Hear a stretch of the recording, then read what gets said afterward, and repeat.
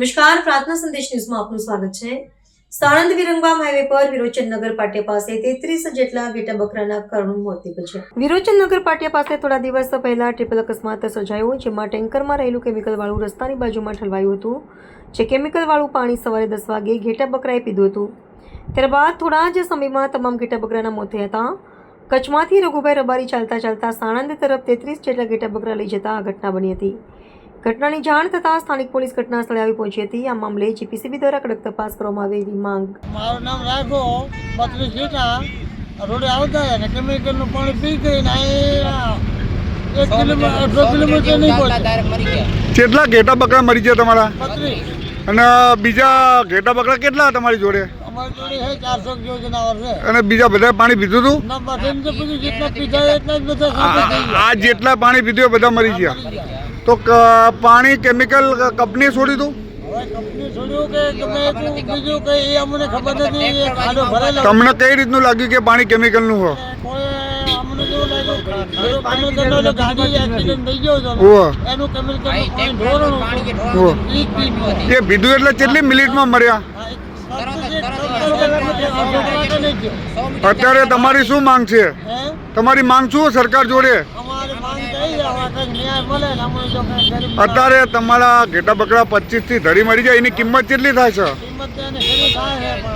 આશરે કેટલી થાય? 10,000 હા, તો તમે શું ન્યાય માંગો એના માટે?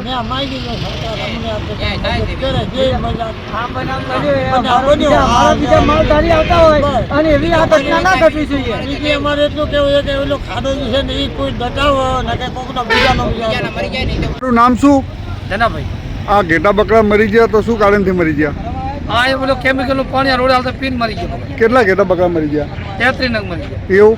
હોય એટલે પાણી પીએ કેટલા ટાઈમમાં મળ્યા? હા 15 માં લેટ હતી। હા, બીજું કઈ ખાધું નતું ને? ના ખાઈ નથી બધા, હજી સવારમાં લઈને 9 વાગે લઈને આવતા આવ્યા તરત મરી ગયા? તરત મરી। હા, એટલે તમારી શું માંગ છે? અમારે આ ભગવાનનું આ બધું સારા મળે મદદ કરો મારે। મારું નામ રમેશભાઈ છે। હું અમદાવાદથી આવું છું। હું દર્શનાર્થે ચૈત્ર મહિનામાં નીકળું છું। આ રોડ પર મારા વર્ષોનો અનુભવ છે। આજે હું દર્શન કરીને નીકળી ગયો હતો એ વખતે અહીંયા રોડ પર આ ઘટના ઘટેલી મેં જોઈ છે।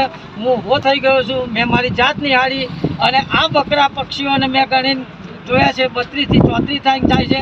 મેં માલધારી ઇનામને પૂછ્યું છે, એ લોકો કે અમે કચ્છ બાજુથી આવીએ છીએ, અમારા બીજા માલધારી બધા આગળ ગયા છે, અમે છેલ્લા રહ્યા છે। પાણી જોઈને આ જાનવરો પીવા માટે ઊભા રહ્યા છે, એટલે અમને કોઈ ખ્યાલ રહેતો નથી કે આ પાણીમાં આ દૃશ્ય બનવાનું છે।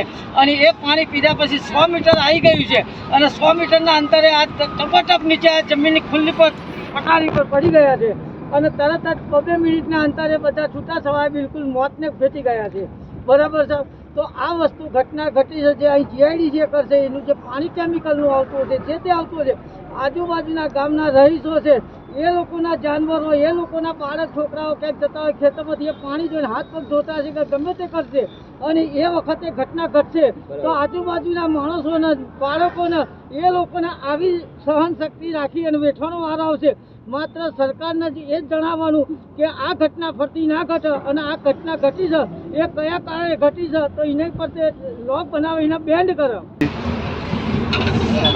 તો આજે અમે વિરોચનનગર જ્યાં મેરડીમાં દર રવિવારે દર્શન કરવા જઉં છું અને આજે અમારી ટીમ જ્યારે દર્શન કરીને રિટર્ન થતી હતી એ વખતે અમે જે ઘટના જોયા આ ખૂબ જ દુઃખદ ઘટના છે। લગભગ 30 થી 35 જેવા ઘેટા બકરાના મૃત્યુ પામ્યા છે અહીં આગળ અને કહેવામાં એવું આવે છે, જે ઘેટા બકરાના માલિક છે એમાં કહેવામાં એવું આવે છે કે 100 મીટર આગળ કેમિકલવાળું પાણી પીવાથી આ ઘટના બની છે।